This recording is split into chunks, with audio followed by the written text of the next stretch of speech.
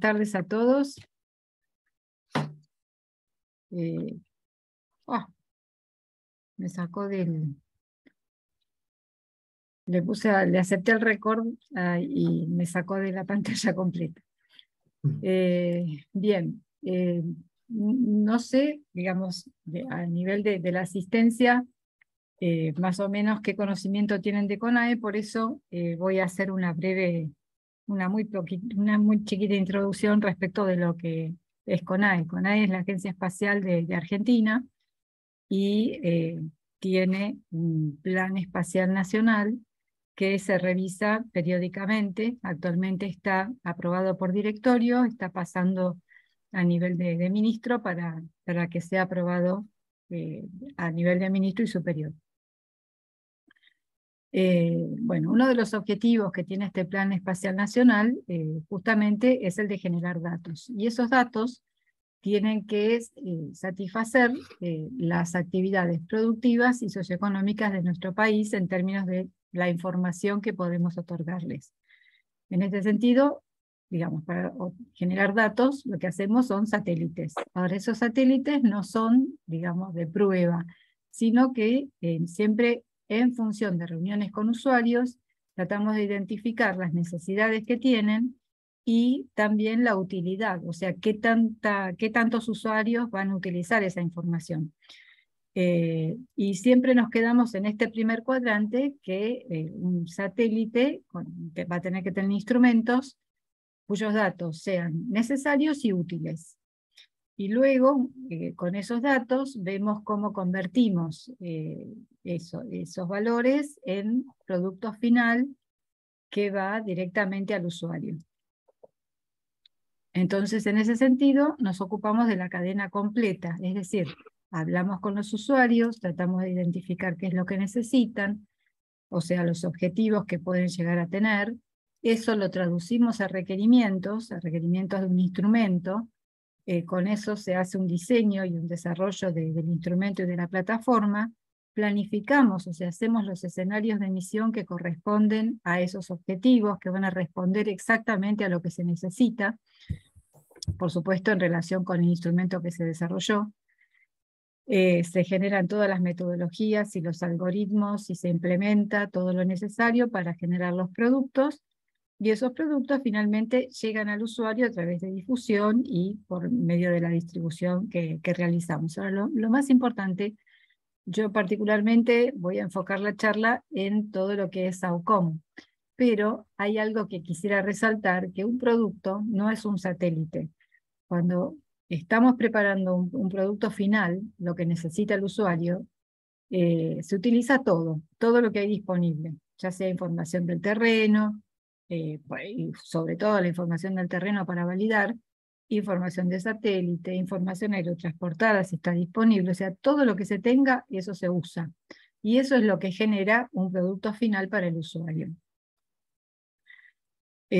Ok, para generar todo esto necesitamos, obviamente, tener cierta infraestructura, y las actividades que desarrollamos son operaciones de estaciones terrenas, monitoreo y comando de satélites. También hacemos trabajos de laboratorios de integración y ensayo. Todo esto está instalado en nuestra estación principal de recepción. Tenemos dos, una la principal que está en Córdoba y otra más chiquita que está en Tolwyn, en Tierra del Fuego, que se comanda de manera remota. Hay muy poca gente ahí, prácticamente la comandamos remotamente. Bueno, también hacemos la recepción y el almacenado de datos, justamente para eso tenemos los catálogos de datos,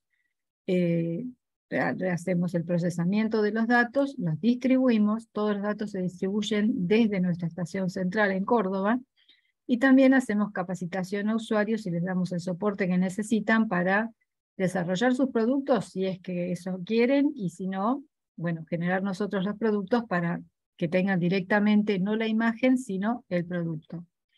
Por supuesto, hacemos misiones satelitales y ahora estamos en la línea de vehículos lanzadores, cuya, digamos, finalidad es poder lanzar nuestros propios satélites. Para eso vamos a tener que ir a misiones satelitales más chicas, obviamente no como SAOCOM, pero bueno, la idea es, en ese caso, digamos, si hay que hacer misiones monolíticas, se hará, pero habrá que alquilar lanzadores. Por ahora estamos en la línea de lanzadores para satélites pequeños de no más de 700 kilos. Bueno, para hacer la recepción, el procesamiento y la distribución de datos están expresadas en un catálogo, como les comentaba. Si van a los catálogos de CONAE, ahí van a encontrar todos los satélites que recibimos, los nuestros y los de otras agencias, o el link con otras agencias que tienen datos abiertos. Y también, bueno, hay productos derivados, y también tenemos datos de campo mediante firmas espectrales para imágenes ópticas para hacer toda la parte de validación, y otro tipo de recursos, como por ejemplo los links a otras agencias espaciales, y también a otro tipo de datos que son abiertos y que bueno, están disponibles para todo el mundo, para facilidad del usuario. Bueno, en cuanto a datos del terreno, tenemos una red muy densa de datos de instrumentos que miden humedad del suelo, temperatura y salinidad. Y ahora estamos en planes de hacer una distribución de boyas. Ya después les voy a contar para qué. Ahí se va a medir turbidez, viento, intensidad de corriente, y entre otros parámetros de mucha utilidad para todo lo que es color del mar. Los datos, bueno, lo que está son los instrumentos que miden humedad de suelo, y estos datos se los puede solicitar. No es que están disponibles directamente en el catálogo, pero solicitando puede haber acceso a estos datos. Y por supuesto, hacemos productos ad hoc en función de lo que necesite el usuario. Cualquier cosa que se necesita, se comunican con atención al usuario, y ahí los derivan y le dan todo lo que, bueno, los derivan con quien corresponda, o les dan las instrucciones como para que puedan acceder a los datos. En cuanto a las misiones satelitales, bueno, desde 1996 hemos lanzado el primer satélite SAC-B, después SAC-A, SAC-C, SAC-D. SAC-D ya llevaba un instrumento, SAC-C fue el primer operativo que era un instrumento óptico. SAC-D tenía una cámara térmica, y también tenía un instrumento de NASA, entre otros, porque era un laboratorio de instrumentos, pero el más importante era un detector de salinidad en el mar. Y por supuesto está SAOCOM, que lo hemos lanzado en 2018 el SAOCOM 1A, y en 2020 el SAOCOM 1B, en pandemia lo lanzamos, y está hoy operativo. Por supuesto que estamos trabajando en la línea de SAOCOM 2, bueno, justamente para aprovechar todo lo que aprendimos, y también para aprovechar lo que aprendieron los usuarios, porque entendemos que para el usuario es diferente trabajar con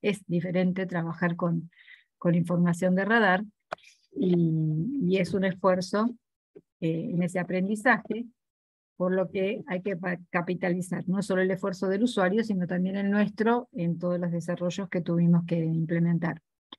Y justamente ahora también está en desarrollo la misión que se llama Sabiamar, que está dedicada a estudios del océano, y de ahí es que estamos planificando la instalación de una red de boyas en todo el mar argentino para validar los datos de Sabiamar.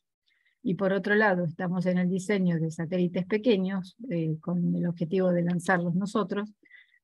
Y estos son satélites, más que nada, la idea es ir al concepto de lo que se llama arquitectura segmentada, o vuelos en formación, que son satélites que cada uno cumple una función, y la idea es, a partir de esa información que puede generar cada uno, recolectarla en tierra y poder generar una imagen que sea equivalente a la imagen que podría generar un satélite monolítico.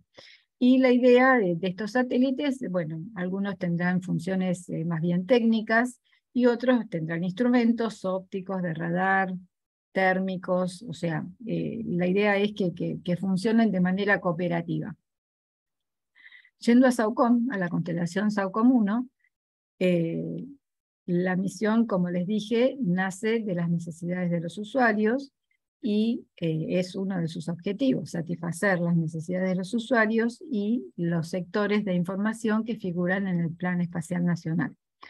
Entonces, en función de nuestras reuniones, vimos que había que darle soporte a la agricultura, fundamentalmente para la generación de mapas de humedad de suelo, y también a la hidrología, a partir de dar soporte a partir de información a inundaciones y a las emergencias en general. Y por otro lado, el otro objetivo es integrar operacionalmente lo que se llama el SIASGE, que es el Sistema Ítalo-Argentino de Satélites para Gestión de Emergencias, que está compuesto por los dos SAUCOM, porque SAUCOM es una constelación, como dije antes, de 2 satélites, y los Cosmo Skymet, que son 4 satélites que fueron desarrollados por la Agencia Espacial Italiana, y nosotros disponemos de esa información a través de el acuerdo que hay entre la Agencia Espacial Italiana y la CONAN.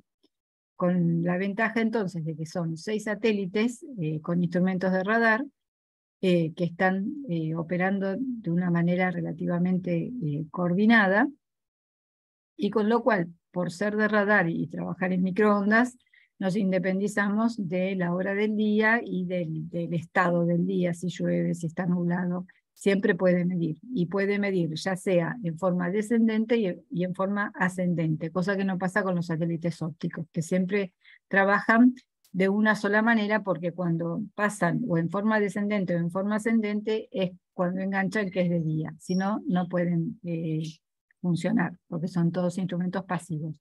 El caso de SAUCOM es un instrumento activo, él mismo genera su energía para poder funcionar, y por eso nos independizamos de todo.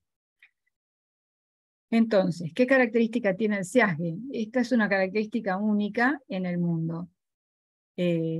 SAUCOM tiene una banda que se llama la banda L dentro del espectro electromagnético, es una de las bandas de microondas.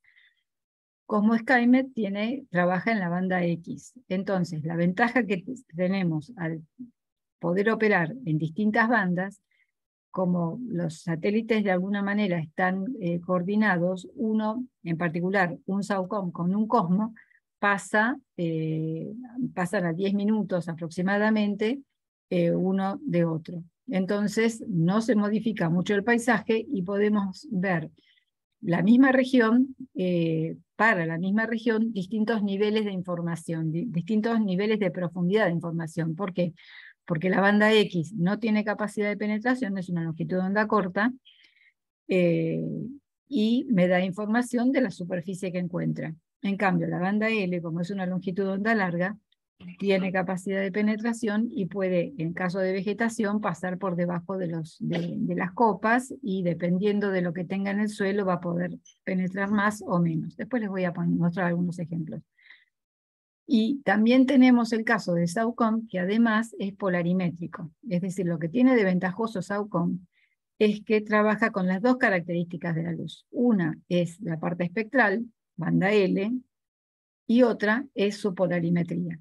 Entonces, como es totalmente polarimétrico, eso es justamente lo que me ayuda a poder hacer las identificaciones que necesite y generar una imagen en colores, que es más simpática a la vista. Y a partir de toda la polarimetría podemos identificar lo que se ve a través de las formas, porque justamente la polarimetría me habla de lo que es la estructura de la superficie y la forma que le ofrece la superficie al pulso de radar. Un ejemplo de capacidad de penetración, por ejemplo en este caso, esta es la península de Valdés, que tenemos una zona de dunas. Justamente lo que le produce las dunas es un problema de erosión. La duna es arrastrada por el viento hasta que llega al mar, pero en ese arrastrar se llevan un montón de cosas. Entonces eso es lo que produce justamente la erosión de la superficie. Entonces, si nosotros vemos esa zona con una banda C, tenemos este tipo de imagen. Si vemos con una banda L, tenemos este otro. la diferencia entre uno y otro son estas rayas que se ven aquí, que en realidad lo que me están diciendo me están mostrando es la traza de la duna por debajo de la superficie, que se ve mucho mejor en la banda L que en la banda C. Por supuesto, no se ve mal en la banda C, y si yo pusiera una banda X se vería muchísimo menos, que no se vería en realidad. Y acá les muestro lo que es una imagen SAOCOM de la misma región, de la zona de dunas, y vemos estas figuras características que son como una especie de corner reflector. Yo parto de la base que todo esto ya lo vieron, así que yo hablo, digamos, técnicamente. Lo que pasa acá es que sufren digamos, un scattering, una dispersión del pulso de doble rebote. Entonces, así se ve como justamente estas cosas que se ven así como estrellas son chapas metálicas. La microondas siempre reacciona, digamos, frente al metal. Entonces, el metal es lo que mejor se detecta con radar. ¿Y qué es lo que pasa con estas chapas? De esto nos enteramos gracias a Héctor del Valle, que vive por ahí y nos contó que lo que pasa es que ahí parece ser que la gente del lugar pone chapas, y esas chapas, al pasar las dunas, las tapan. Entonces, bueno, son las chapas que quedan tapadas por la arena eh, por efecto del viento. Pero es el mejor ejemplo de la capacidad de penetración. A medida que le voy poniendo contenido de humedad a la superficie y además le voy poniendo distintos elementos, esa capacidad de penetración disminuye. Pero bueno, el suelo desnudo y arenoso, seco, tiene buen poder de penetración, y desde el punto de vista de la teoría puede penetrar hasta 2 metros. Bueno, y este es un caso para mostrarles el ejemplo de lo que es una polarización. Digamos, una imagen totalmente polarizada me puede dar esto. Esto es una región de Río Negro, es una imagen SAOCOM, del SAOCOM 1A, de esta región, de la zona media, del valle del Río Negro. Y bueno, ¿y qué vemos acá? Acá hacemos un detalle, vemos que es una zona completamente cubierta de médanos y dunas, o sea, es una zona bastante árida esta, excepto la zona cercana al río. Entonces, esta es una decomposición polarimétrica, es la decomposición de Pauli, y para eso me sirven justamente las 4 componentes de polarización, porque yo lo que hago es descomponer, y estoy representando en el rojo el doble rebote, en el verde todo lo que es scattering en volumen, y en el azul todo lo que es un scattering superficial. Digamos, en una superficie rugosa voy a tener un determinado scattering, retorna al instrumento un cierto rebote. A medida que esta superficie se me va aplanando, entonces este rebote se me va desviando y llega a un punto que si la superficie es completamente plana, rebota y no llega, no mide negro, digamos, lo que se ve es una cosa negra.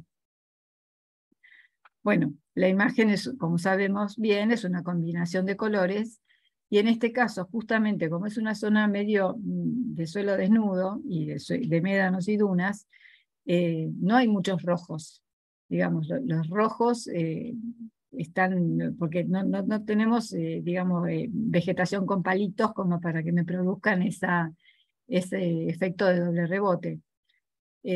Sí vemos más verdes en la zona cercana al río, y por supuesto acá hay una gran mancha azul, y esta mancha azul, esto lo que estamos viendo es por debajo de la superficie, porque justamente es una zona de suelo desnudo y seco. Pero ¿qué es lo que pasa acá? Acá hay agua. Esto, bueno, después Álvaro les puede contar un montón al respecto, pero en esta zona hemos comprobado con el pronóstico meteorológico y lo cruzamos con el mapa de humedad del suelo, del perfil de humedad del suelo, o sea, la humedad del suelo por debajo de la superficie, y hemos comprobado que esto es una mancha de agua. O sea que se ve que llovió muchísimo y que entonces lo que pasó es que filtró el agua y la arena la capturó ahí. Pero esa es la ventaja de la polarimetría. Me permite jugar con las distintas componentes de polarización y lo importante es entender qué me están representando esas componentes de polarización. Me están representando los distintos fenómenos, los distintos procesos de scattering que se producen en la superficie. Y a partir de eso es que podemos identificar los aspectos de la superficie. Bueno, entonces, ¿por qué, digamos, en lo que es la misión, decidimos trabajar con humedad de suelo? Dijimos, bueno, hay que dar soporte a la agricultura, el mejor parámetro va a ser humedad de suelo. ¿Por qué? Porque justamente la humedad de suelo es muy importante para el estudio de la interfase suelo-atmósfera. Además, es muy, digamos, necesaria para el conocimiento de la humedad del suelo para el momento de la decisión de sembrado, fertilización e irrigación.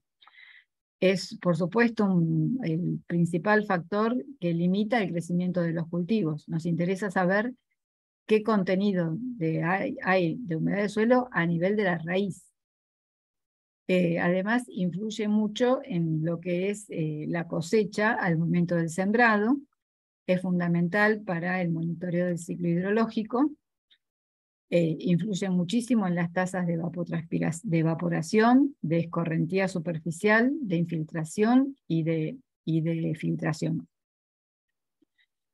Y también tiene cambios, los cambios de humedad de suelo tienen un fuerte impacto en todo lo que hace a la producción agrícola, a los aspectos forestales y a la salud del ecosistema en general.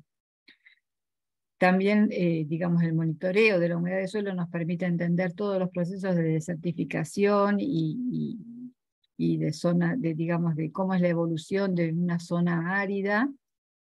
Y también lo más importante es entender que es muy variable, fuertemente variable, tanto espacial como temporalmente. Es decir, pequeñas fluctuaciones de la humedad del suelo son debidas fundamentalmente a precipitaciones y a riego. En cambio, grandes fluctuaciones de la humedad del suelo se deben a variaciones estacionales.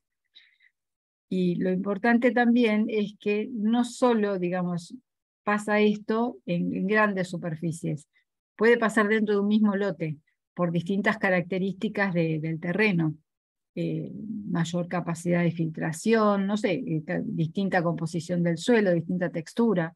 Entonces, bueno, es una variable bastante importante para poder identificarla con muy buena resolución. Y justamente el problema es que las mediciones, hasta que estaba SAOCOM, eran muy escasas y también las que había tenían muy baja resolución espacial.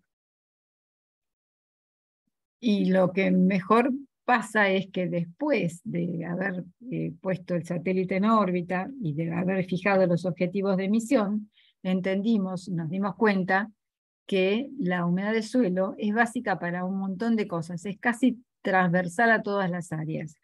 Muy raramente voy a encontrar alguna disciplina que no necesite de base un mapa de humedad de suelo, combinado con otras cosas, por supuesto, pero el mapa de humedad de suelo ayuda, digamos, a completar la interpretación de los fenómenos. Entonces, una vez que definimos por qué elegimos humedad de suelo, paso a decir por qué dijimos, bueno, entonces microondas.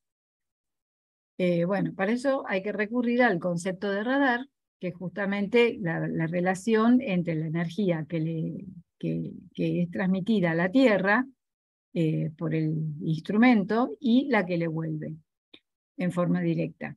Entonces eso me da el coeficiente de retrodispersión que se llama sigma naught. Se representa con un sigma 0.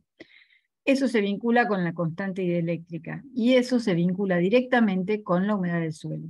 Es por eso que dijimos, tiene que ser una banda L para que pueda penetrar y trabajamos en radar porque puedo obtener el valor de humedad del suelo de una manera directa a partir del dato que me genera el instrumento. Y en relación al SIAGE, les muestro aquí, esta es una imagen SAOCOM de la zona de Misiones, este es el sur de Posadas, y esta es una parte de una imagen Cosmo de la misma zona, y podemos ver claramente las diferencias. O sea, la imagen Cosmo SkyMed tiene más alta resolución espacial, eso es lo primero que salta a la vista. Y por otro lado, voy a la imagen SAOCOM y veo que tiene más, y puedo identificar mejor los niveles de grises, o sea que tiene una mejor resolución radiométrica. Entonces, ¿por qué la imagen Cosmo tiene una mejor resolución espacial? Simplemente porque lo dice la física. Tiene una longitud de onda corta. Entonces, cuanto más corta es la longitud de onda, mejor es la resolución espacial. Con una banda L es difícil, o sea, casi no lo permite la física, llegar a una resolución espacial muy buena. Entonces, siempre se pierde resolución espacial con la banda L a costa de ganar resolución radiométrica. Y esa resolución radiométrica, lo bueno es que me ayuda aún así a identificar aspectos que con menor resolución espacial yo pensaría que no puedo identificar. Entonces, esto es el resultado de lo que nosotros llamamos el producto SIAGE, es decir, combinar las bandas X y L, que no estoy hablando de superponer, sino que estoy hablando de combinarlas desde los modelos. Y entonces podemos, ¿qué es lo que se ve? Que lo que se genera es un producto muy similar a lo que tiene Cosmo. O sea, veamos esta parte del producto SIAGE y comparémosla con la banda X del Cosmo y la banda L del SAOCOM. Lo que podemos ver es que mediante este método se logra captar la mejor característica de la banda X, que es la resolución espacial. Y a su vez, si nos vamos a esta zona, que es una zona vegetada, podemos ver que podemos captar la mejor característica de SAOCOM, que es la banda L. Y ese es el resultado del producto SIAGE. Es tener un producto que tiene lo mejor de cada uno, tanto de Cosmo como de SAOCOM. Bueno, ahora yendo a la constelación SAOCOM, algunas características generales, les puedo contar que el ciclo de repetición es de 16 días para un solo satélite y 8 días para la constelación. La órbita es polar heliosincrónica, son 2 satélites gemelos que están puestos a 180 grados. El ciclo describe entre 14 y 15 órbitas por día, está a una altura de 620 kilómetros, el tiempo de vida es entre 5 y 6 años para cada satélite. Esto es nominal, esto es lo que se calculó, digamos, a nivel de hidracina para que el satélite dure. Puede durar más, todo depende de la cantidad de maniobras que haya y todo lo que, cómo le vaya en la vida, digamos, en la vida útil en órbita. En cuanto a los modos de adquisición, tiene la posibilidad de captar en tiempo real y en modo almacenado. La dirección de observación es a derecha, en posición nominal, pero tiene la capacidad de mirar a la izquierda. El ciclo de operación es de 15 minutos en promedio por órbita. Tiene una cobertura global. El rango dinámico, o sea, digamos, la variación de los valores de coeficiente de scattering varían desde menos 35 decibeles a 5 decibeles. Estos menos 35 decibeles se los determinó justamente para poder identificar a nivel de la polarización cruzada, y estos 5, sobre todo en vegetación. Y estos 5 decibeles se los definió para poder tener buena identificación a nivel radiométrico en las zonas de ciudad. Bueno, tenemos más en este momento 450 minutos de adquisición por día para ambos satélites. Tienen una exactitud radiométrica absoluta que varía entre 0.22 decibeles y 0.3 decibeles, dependiendo del modo en que utilice. La resolución espacial, dependiendo también del modo, de la polarización, varía entre 10 y 100 metros, y juntamos más de 300 gigabytes de datos que se procesan por día. Ahora bien, una vez que el satélite pasa por la estación de recepción, la principal Córdoba, o bien Tolwyn, o cualquier otra estación que tenga acuerdo con CONAE para poder bajar los datos allí, en particular pasa eso con la Agencia Espacial Italiana, que es Matera, que está en Italia, y la Agencia Espacial Noruega, que es Svalbard, que está en el norte, es una estación muy polar. La ventaja que hay para tener una estación muy polar es que lo podemos ver muchas veces al satélite, justamente por su órbita polar. Entonces, una vez que el satélite pasa por alguna de estas estaciones, baja los datos. Esos datos, si es una estación externa, digamos, Matera o Svalbard, o incluso Tolwyn, inmediatamente que bajaron los datos, son transmitidos a Córdoba, que es nuestra estación central. Allí se procesa toda la información y a partir de allí se distribuye. Y directamente conectados al procesador, hay un procesador que genera datos de nivel 1 y de nivel 2. Esto pasa solo en la estación de Córdoba, en la estación central. Ahora vamos a ver qué es cada cosa. En general, para el caso de los productos de nivel 1, que son los más básicos que pueden tener, es la imagen básica. Bueno, se puede acceder al catálogo, hay una navegación libre, pero ahí van a ver unas miniaturas. No se ve muy bien la imagen. Si es que no se registran a CONAE. Si se registran a CONAE, pueden tener acceso a los Quick Looks, que ya tienen otras funcionalidades y pueden detectar mejor las características que tiene la imagen.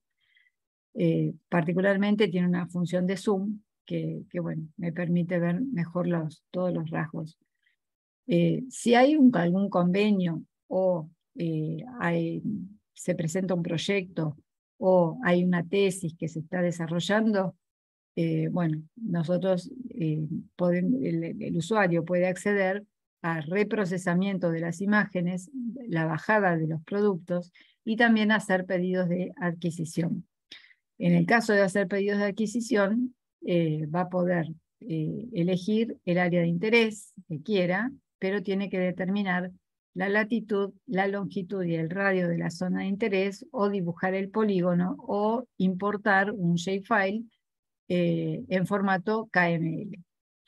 Y también tiene que definir las condiciones de adquisición, o sea, tipo de modo de adquisición, o sea, qué parte de todo el ancho del footprint de la imagen, de la antena en realidad, me interesa, si estoy en el medio de toda la franja que cubre la antena, si estoy al borde, un borde cercano, borde lejano.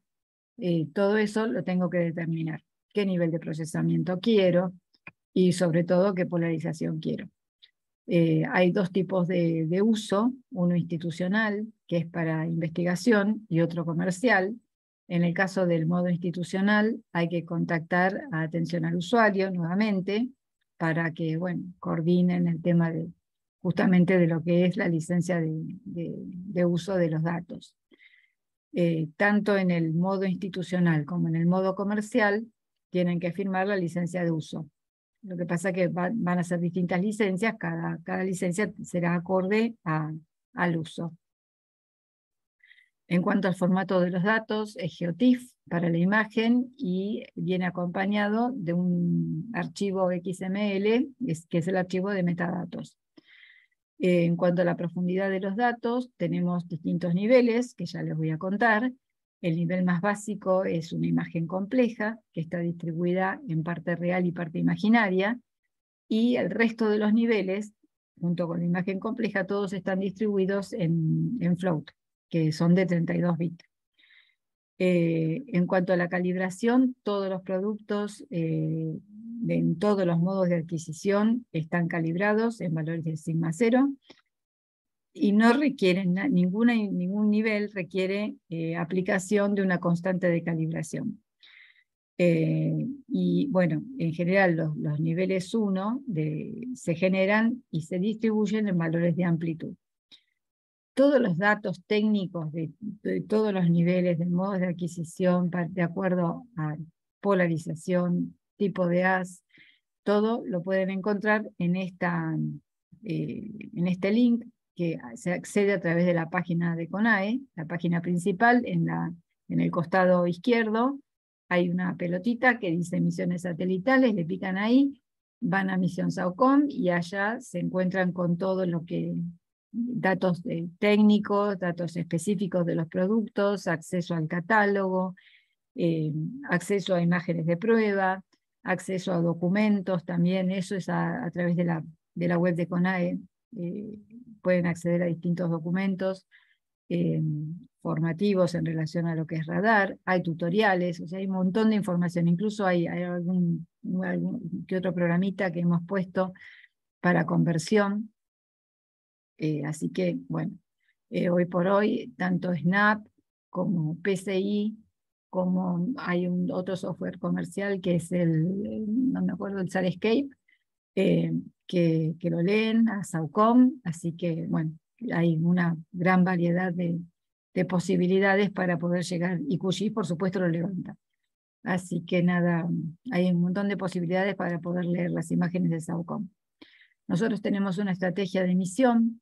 Una es una misión de base que está compuesta por adquisiciones fijas dedicadas específicamente a humedad de suelo en la región pampeana. En esta región nosotros hacemos la planificación, es fija, eso no se mueve y no compite con nadie. O sea, siempre nosotros nos aseguramos en esta región de tener un mapa de humedad de suelo.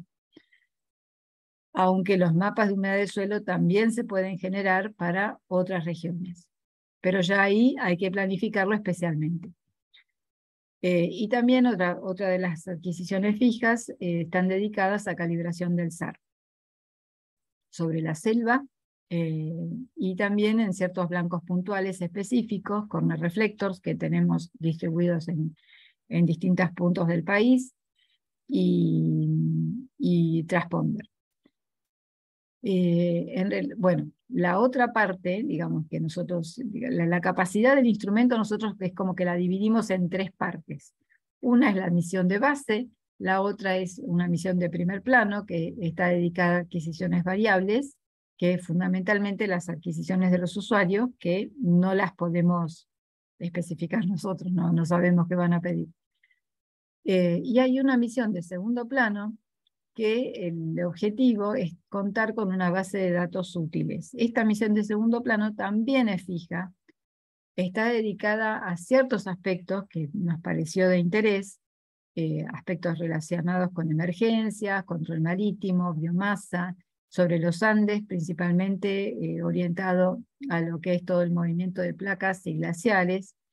Y en lo que es Latinoamérica y el resto del mundo, adquirimos para dar soporte a estudios en biomasa y al monitoreo de las zonas polares. Este es un ejemplo de las zonas que nosotros estamos tomando, digamos, con adquisiciones fijas para distintas aplicaciones. Todo esto está publicado en nuestra página web.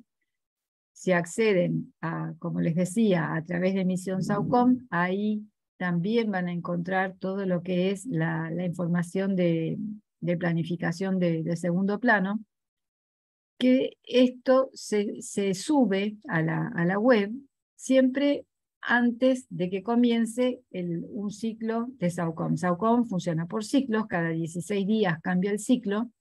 Entonces, antes de que inicie un ciclo nuevo, nosotros publicamos qué es lo que vamos a adquirir, porque así ya el usuario sabe, eso va directamente al catálogo, y si algo de todo eso le sirve, lo toma directamente, o sea, lo toma, por supuesto, digamos, contactando atención al usuario, pero no hace falta que planifique nada.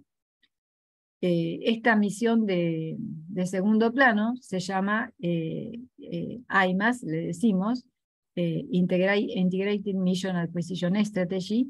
Eso tiene las siglas por el inglés, pero bueno, nosotros le decimos AIMAS y nos entendemos, pero es la misión con adquisiciones fijas. Este es un ejemplo de lo que pueden encontrar en nuestra página web. Como le decía, previo a cada ciclo, esto es para el ciclo que ya pasó, o sea, justo el anterior, ahora estamos este es el ciclo 16, ahora estamos en el ciclo 17, y publicamos todo lo que planificamos en todo el mundo, con todo el detalle del tipo de polarización, el tipo de modo de adquisición, para StreetMap, Topsar Narrow, Topsar Wide, que son los distintos niveles, modos de adquisición. Todo esto está publicado en nuestra página web. Bueno, yendo al nivel 1 de procesamiento, es un poco lo que les decía. Acá tenemos la imagen de nivel 1A. Esta imagen es la imagen compleja, no tiene corrección geométrica, pero sí tiene corrección radiométrica y está en proyección de rango. Es decir, esta imagen está mostrándome cómo la ve directamente el radar, de costado. Esta otra imagen, este otro nivel, ya tiene la corrección geométrica y está en una proyección de superficie terrestre. Es decir, ya eso lo que hace es proyectar esta imagen sobre la superficie terrestre. Este otro nivel 1C tiene ya la corrección por órbita, por eso está rotada. La inclinación de la órbita influye obviamente en las imágenes, o sea, el satélite cuando pasa torcido, no pasa exactamente polar. Entonces, bueno, hay que corregir esto respecto de un elipsoide de referencia.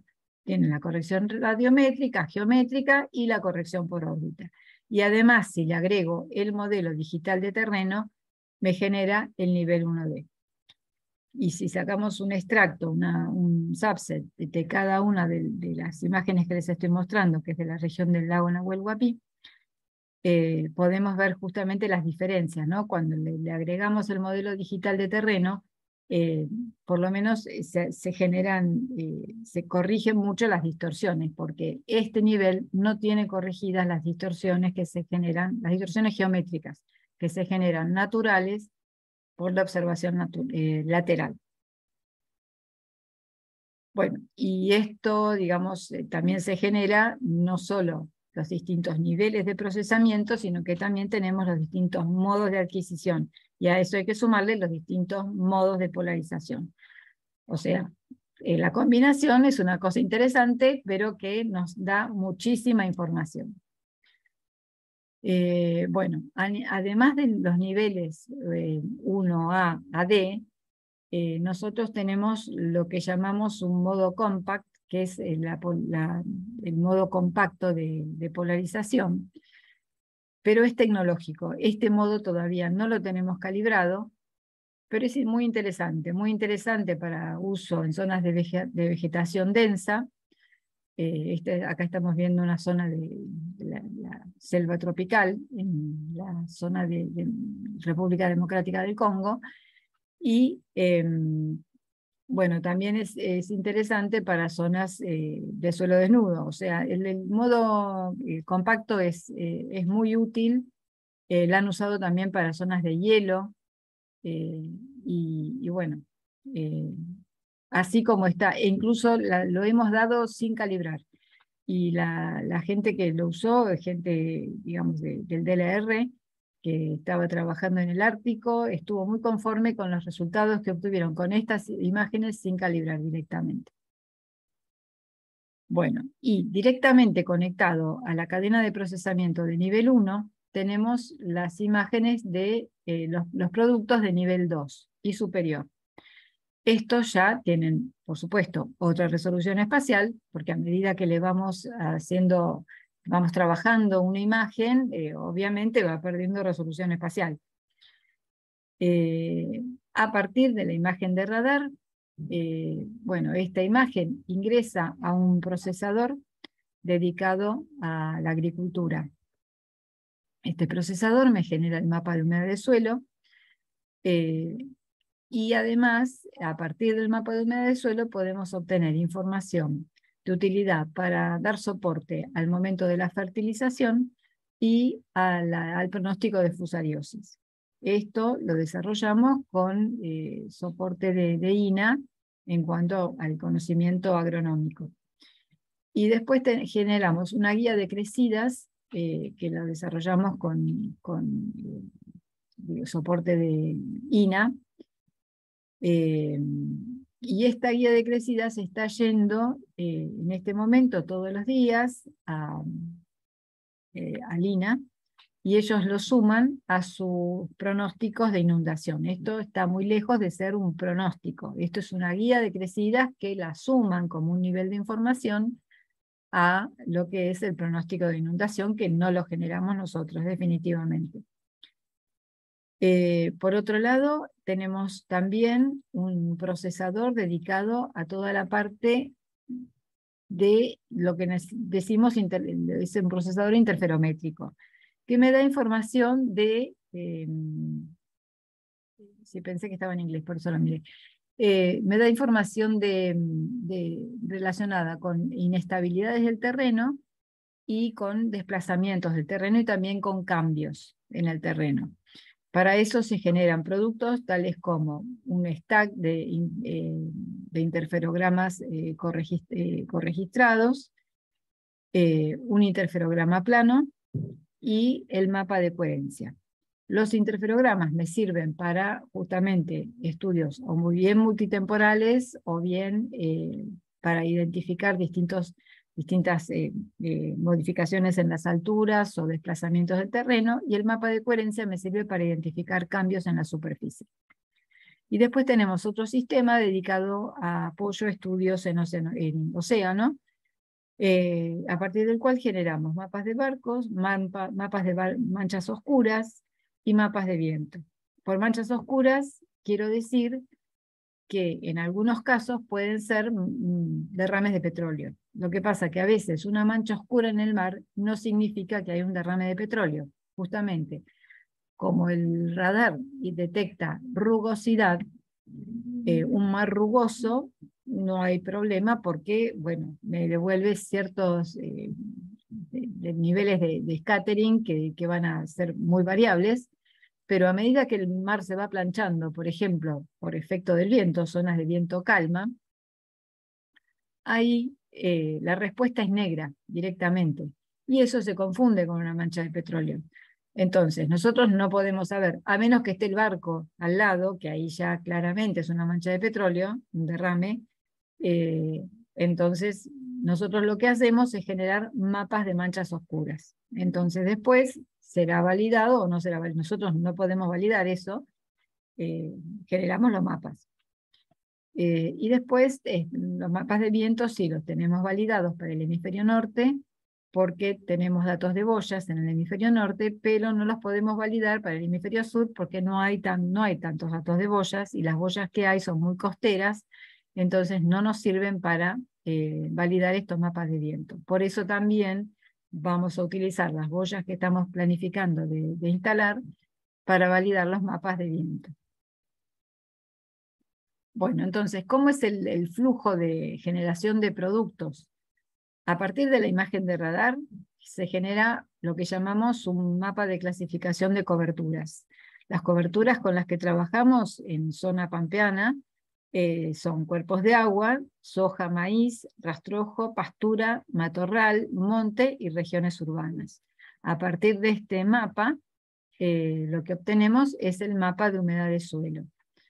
La resolución espacial de este mapa de humedad de suelo varía entre 150 y 800 metros, y eso depende del modo de adquisición que utilice para generar el mapa. Lo que les estoy mostrando es un mapa de la región cercana a Belleville, en Córdoba, y bueno, podemos ver que todos los mapas de humedad de suelo salen con su escala, o sea, se usa la misma escala para todos, justamente para que se puedan comparar.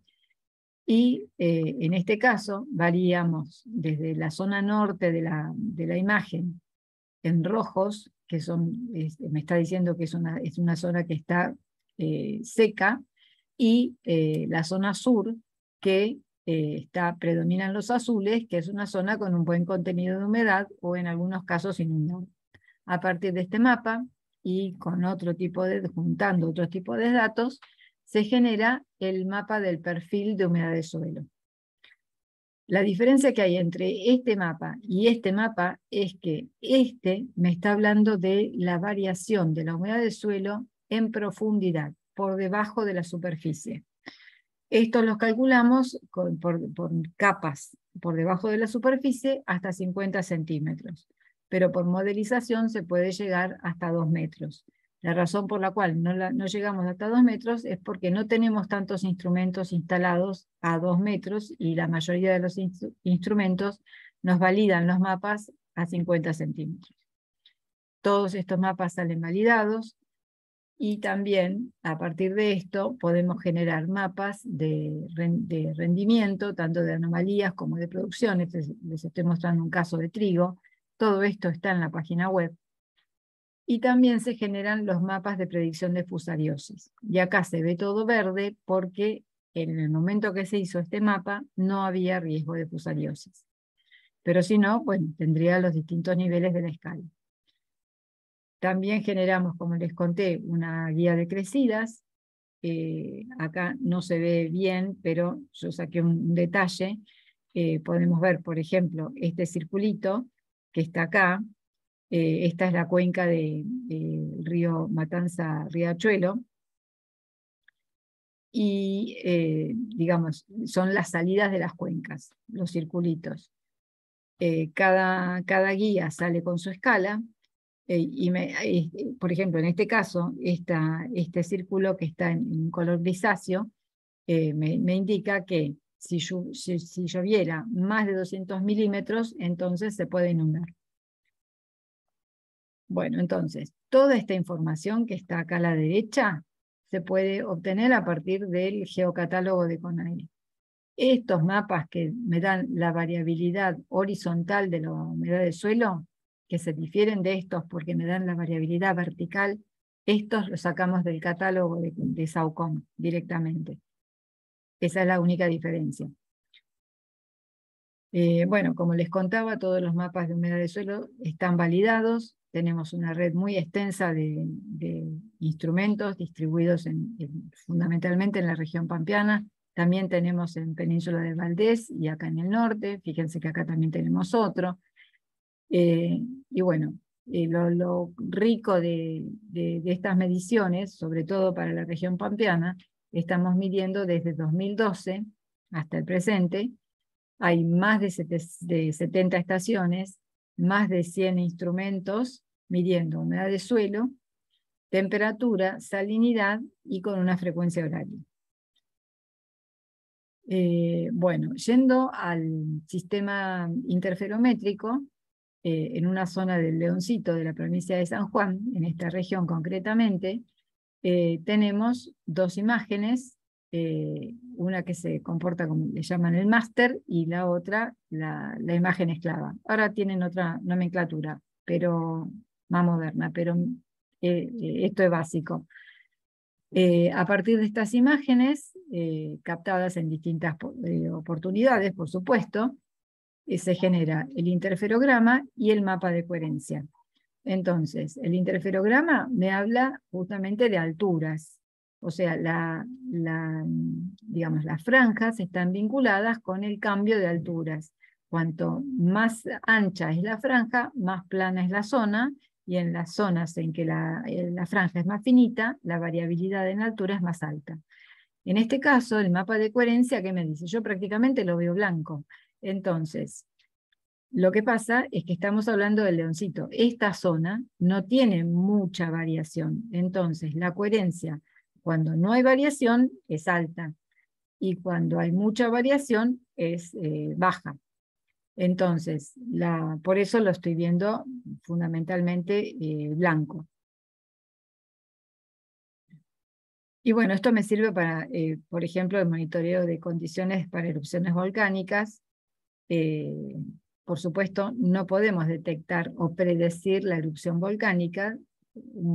A los volcanes los monitoreamos, los seguimos, pero ciertos volcanes y podré ver cuándo se modifican los desplazamientos, nada más. Y aparte le tiene que pegar justo que pasa. Pero bueno, se puede hacer un monitoreo detallado y me va a ayudar. Y también para desplazamiento de glaciares. Esta es una forma de representar el modelo digital de terreno, por ejemplo.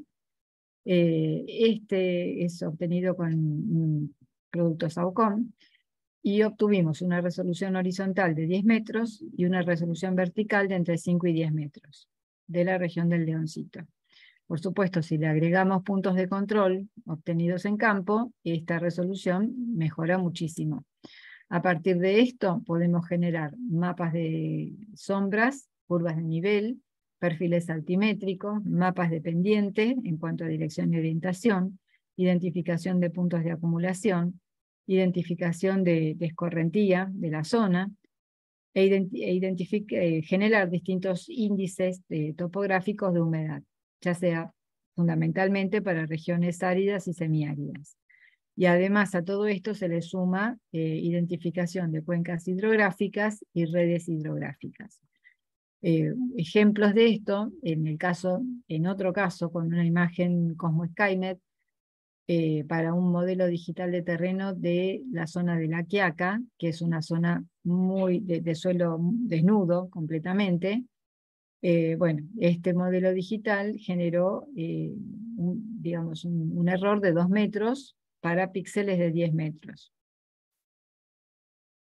Entonces, podemos identificar, como decíamos, cuencas hidrográficas, perfiles altimétricos y los mapas de curvas de nivel y de pendientes.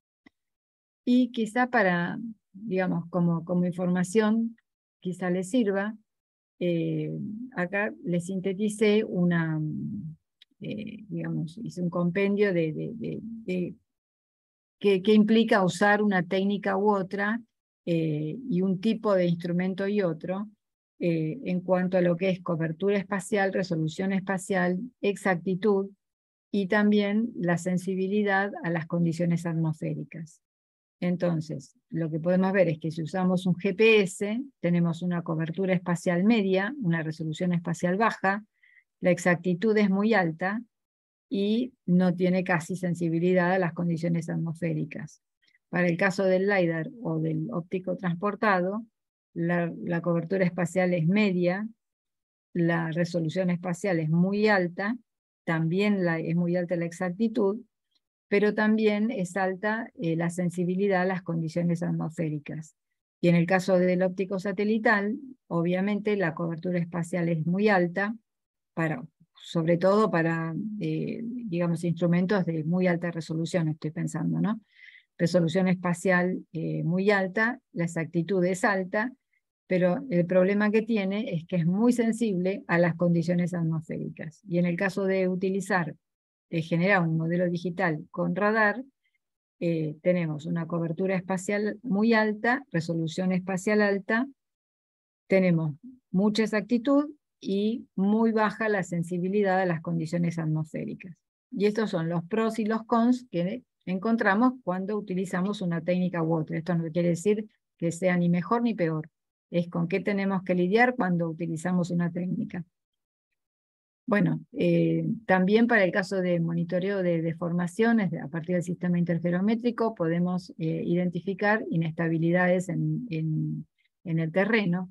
Acá estamos viendo, esto es Buenos Aires, es la avenida Pueyrredón, y lo que estoy viendo acá con puntitos me está hablando de la inestabilidad del terreno.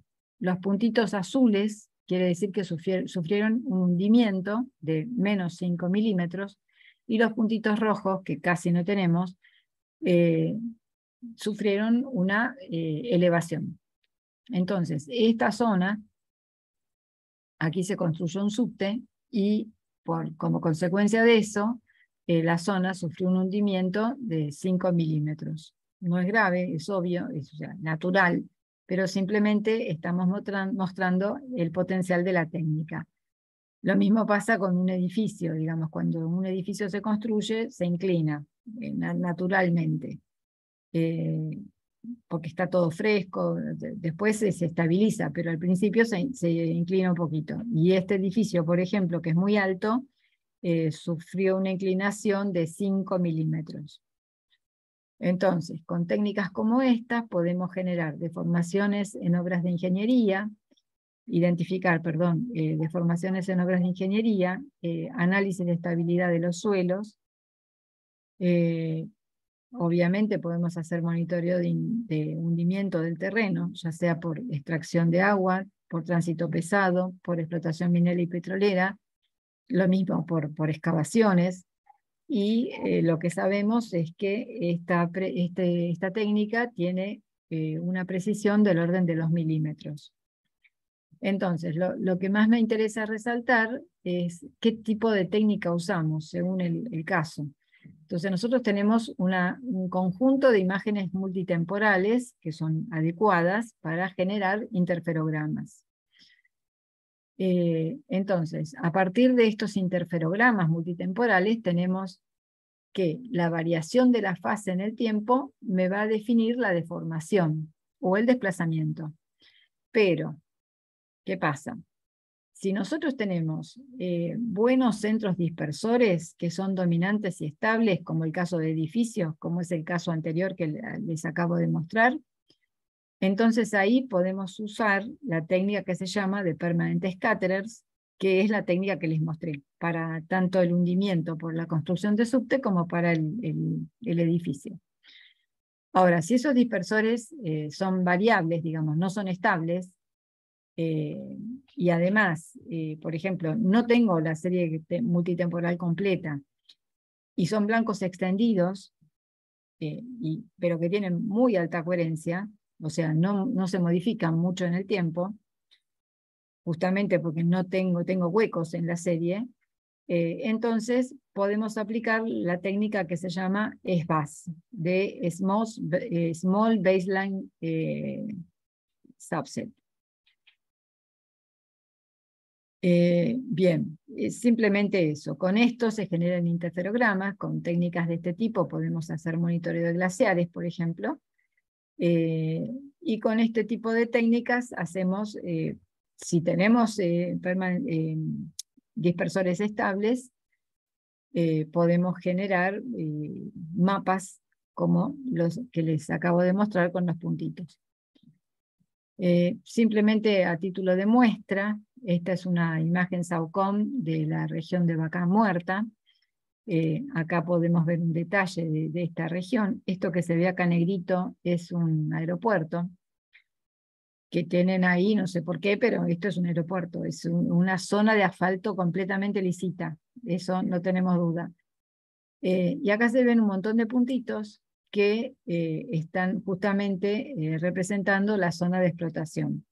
Entonces, y esto es a simple vista, o sea, por supuesto que mediante procesamiento podemos identificar perfectamente zonas de explotación, entre otras cosas, o sea, podemos hacer el monitoreo de la infraestructura de explotación, monitoreo de los reservorios, podemos hacer evaluación de impacto ambiental en la región, si tiene una zona vegetada cercana, podemos ver cómo se recupera la zona si eso se logra controlar, y también generar mapas de riesgo.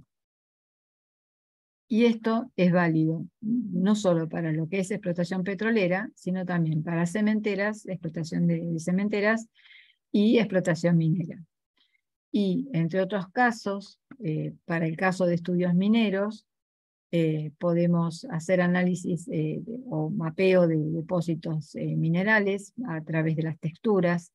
Siempre hay que recordar que una imagen de radar habla de texturas y de estructuras y de geometría. Monitoreo de la deformación de la superficie y la estabilidad de las pendientes, detección de minería subterránea, ilegal, como consecuencia tenemos el hundimiento. Y bueno, y acá es una cosa característica, porque yo les dije recién, una imagen de radar me habla siempre de geometría. Y fíjense que también, y esto es parte de lo que hemos descubierto, podemos hacer identificación de existencia de litio a partir del uso de mapas de humedad de suelo, justamente para identificar la presencia de agua, que combinada con digamos, esto genera bacterias con el litio.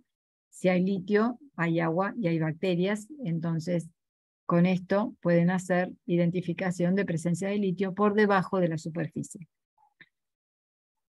Bueno, y simplemente para mostrarles algo que quizá no sea de interés de ustedes, pero en relación al procesador que genera información para el océano, esta es un subset de una imagen que tiene barcos, así se ven los barcos. Recuerden lo que comenté de las superficies metálicas que responden muy bien al radar, y esto es lo que mejor responde un barco, a simple vista se detectan, pero nosotros generamos mapas que, digamos, cada barco tiene un numerito asignado, cada posición del barco tiene asignada su latitud y su longitud y el quick look correspondiente.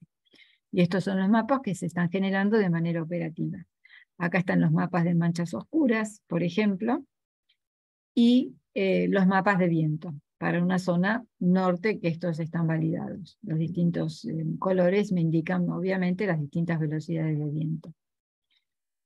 En general, entonces, para la agricultura podemos hacer identificación, mapeo y monitoreo de cultivos, estadísticas agrícolas, monitoreo de plagas en general, no solo de fusariosis, sino también hemos hecho identificación de la influencia del picudo en el algodón, también la langosta, o sea, distintas plagas, e identificación de distintos grados de enfermedad en los cultivos, generar mapas de salinidad, caracterización de ambientes, si el ambiente, o sea, junto con eso, identificación de zonas productivas, ver qué área es más productiva que otra, como para poder explotar más una región que otra. Monitoreo de cultivos bajo estrés hídrico, identificación de áreas desmalezadas y afectadas por granizo, también generar los mapas de rugosidad y monitoreo de sequías. Esto está generado con un satélite que se llama SMAP de NASA, que la resolución espacial es mucho más grosera, pero se pueden generar mapas equivalentes con SAOCOM, obviamente, a partir de los mapas de humedad del suelo. Bueno, y en relación a zonas inundadas o anegadas, podemos generar máscaras de agua. Esta es, digamos, es una máscara de agua superpuesta a la imagen de radar, y a partir de esto se puede identificar la falta de piso en el campo.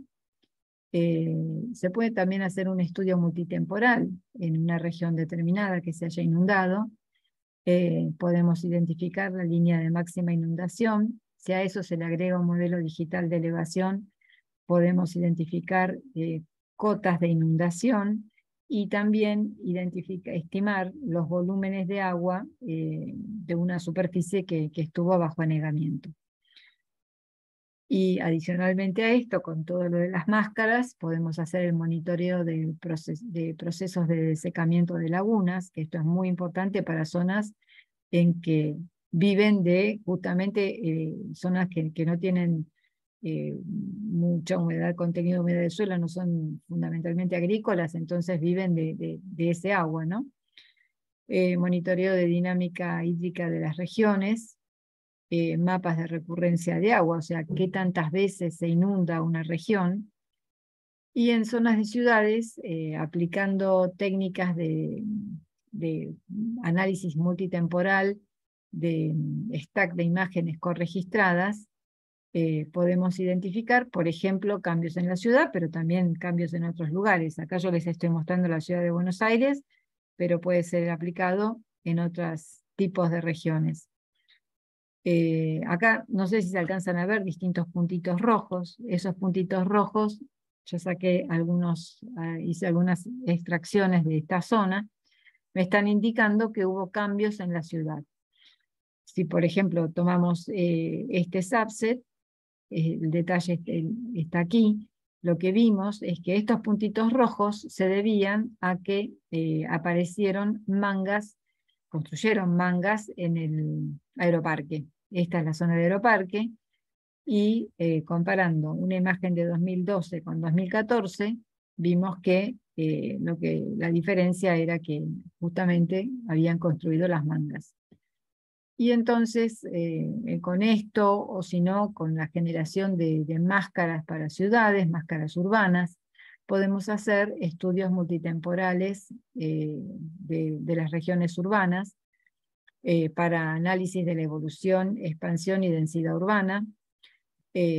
También podemos ver análisis de rutas para camiones o micros, para distribuir bien, digamos, qué es transporte de personas y qué es transporte de carga. También detectar nuevos barrios y hacer identificación del borde urbano-rural. Esta es la ciudad de La Plata. Podemos hacer un análisis de cómo están comunicadas las áreas urbanas, detectar caminos de tierra y asfalto, la diferencia. También podemos identificar, digamos, el estado del asfalto, detección de basurales, detección de construcciones no identificadas. En el caso de basurales podemos hasta identificar las zonas que son más aptas para instalar basurales y no ponerlos en cualquier lado. Y también hacer analizar las áreas que están con vegetación y con uso de suelo y hacer todas las clasificaciones que correspondan en ese caso. Bueno, estoy terminando, creo, porque todas Sí. se prendieron. Sí, Laura, está Sí, realmente fantástica. Fantástica la presentación porque cubres todas las aplicaciones que tienen las imágenes con unos ejemplos realmente muy, muy lindos. Si pudiéramos darle 5 minutos a los alumnos a ver si te hacen algunas preguntas, ok. porque si no se nos corre mucho el tiempo. Faltaban dos nomás. Ok. Pero nada, listo. No, Quedamos no, acá. no, no, no, por dos. No, ya está. No hay problema. Bueno.